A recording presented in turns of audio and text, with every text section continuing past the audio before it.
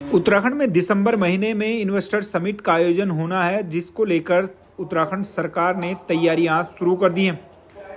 उत्तराखंड के साथ साथ कई राज्यों में भी इन्वेस्टर समिट को लेकर बैठकें होंगी, तो वहीं कई रोड शो देश के साथ विदेशों में भी आयोजित होंगे, ताकि उत्तराखंड में इन्वेस्टमेंट को लेकर उद्योगपतियों का रुझान बढ़े।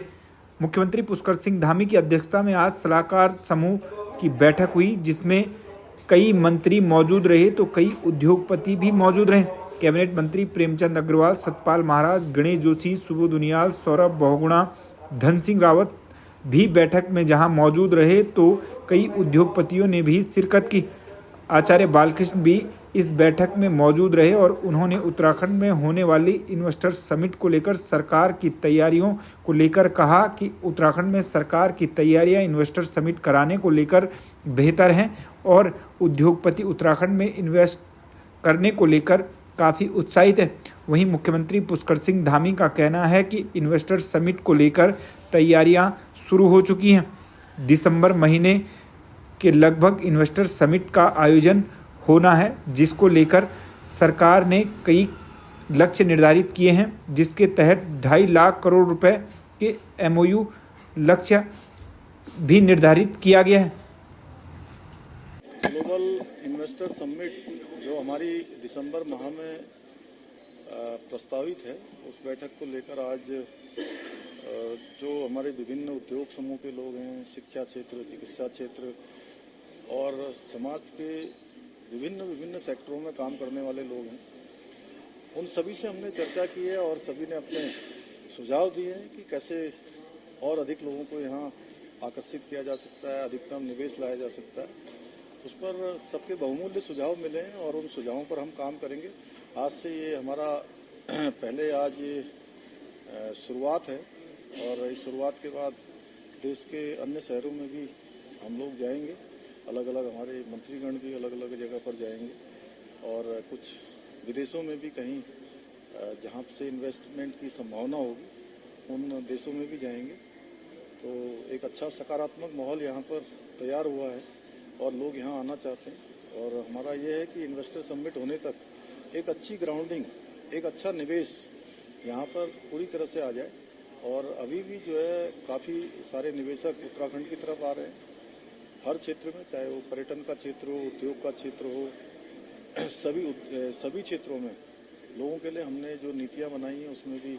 बहुत सरलीकरण किया है। चाहे वो उद्योग की नीति हो, चाहे वो हाइड्रो की नीति हो या सोलर की नीति हो, टूरिज्म पॉलिसी हो, सभी पर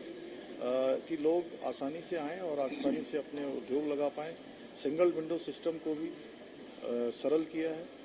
और जो हमारे लैंड यूज से संबंधित मामले होते थे या जो भी परेशानियां इंडस्ट्री समूह को आती थी, ऐसा संवाद करके उनको भी हम लोगों ने सरल किया है, उनका समाधान निकाला। देखिए 2.5 लाख करोड़ के MOU हमारे हों, ऐसा लक्ष्य निर्धारित किया है। पिछला जो इन्वेस्टर समिट हुआ था उससे जस्ट दुगना जो है अभी लक्ष्य निर्धारित किया है और उस दिशा में हमको जिस प्रकार का एक वातावरण तैयार हुआ है उत्साहजनक है और लोग आना चाहते हैं। सर, प्रमुख तौर पे कौन से सेक्टर हैं? देखिए, राज्य का सबसे बड़ा जो उपलब्धि है कि इस राज्य में जो माहौल है, वातावरण है, वो सर फ्रेम खोल के रखना इंडस्ट्रीज के लिए फ्रेंडली है। एनवायरनमेंट जिस तरह यहाँ पर शांति प्रिय राज्य है और इंडस्ट्रीज में जिस तरह से तमाम प्रॉब्लम्स होती है उन प्रॉब्लम से दूर है। दूसरा, हमारी अच्छी कनेक्टिविटी भी है और आज जिस तरह से NHI के माध्यम से दिल्ली की यात्रा 2 घंटे तक के होने की तैयारी हुई और तमाम यहाँ पे नेशनल हाईवेज हुए हैं और उनका इम्प्रूवमेंट हुआ, तो आज कनेक्टिविटी हमारी अच्छी है। हम पे लॉजिस्टिक सिस्टम बहुत अच्छा है और जो हमारा जो सबसे बड़ी प्रॉब्लम है रॉ की है, तो इस बार ये भी तय हुआ कि जो रॉ यहाँ पर उपलब्ध है, मसलन जैसा आपका एरोमेटिक सेक्टर में, हर्बल सेक्टर में, एग्रो इंडस्ट्री को लेकर के, इनको लेकर के भी निश्चित रूप से निवेश आने की संभावना है। और कुल मिलाकर के आपसे मैंने कहा कि जो लक्ष्य रखा गया करीबन 2.5 लाख करोड़ का MOU का और 51 लाख करोड़ की ग्राउंडिंग का ये लक्ष्य रखा गया। पिछले 51,000 करोड़ ग्राउंडिंग का, पिछले वाले इन्वेस्टर समिट में 22,000 करोड़ की ग्राउंडिंग भी थी और करीबन 1.25 लाख के आसपास का एमओयू हुए थे, तो उसका जस्ट डबल करते हुए, और हमें उम्मीद है कि इस बार इन्वेस्टर समिट में जिस तरह से इंडस्ट्रियलिस्ट में उत्साह, और दूसरा जो आज डिमांड सबसे बड़ी आई कि जो एग्जिस्टिंग इंडस्ट्री है, अगर ये भी अगर एक्सपेंशन करना चाहे तो इनके लिए भी कुछ ना कुछ इंसेंटिव्स होने चाहिए। तो उस पर मैं समझता हूँ सरकार ने ये भी कहा है कि सरकार इस पर विचार करेगी, ताकि हमारी एग्जिस्टिंग इंडस्ट्री जो है ये इनके अगर ये अपना प्रसार करना चाहती हैं, इसको और बढ़ाना, एक्सपेंशन करना चाहती हैं, तो इनको उस नई पॉलिसी में फायदा मिले। हुआ है क्या आप लोगों ने इसमें निर्धारित किया है, क्या हम उम्मीद करें कि इन्वेस्टर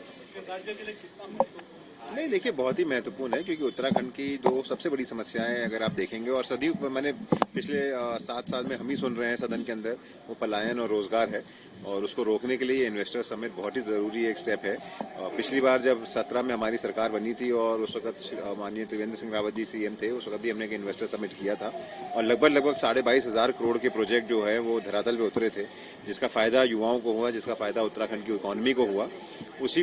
के सापेक्ष हमने इस बार भी एक इन्वेस्टर समिट रखा है, जो कि लगभग दिसंबर में होगा, और उसी को लेके माननीय मुख्यमंत्री जी ने आज एक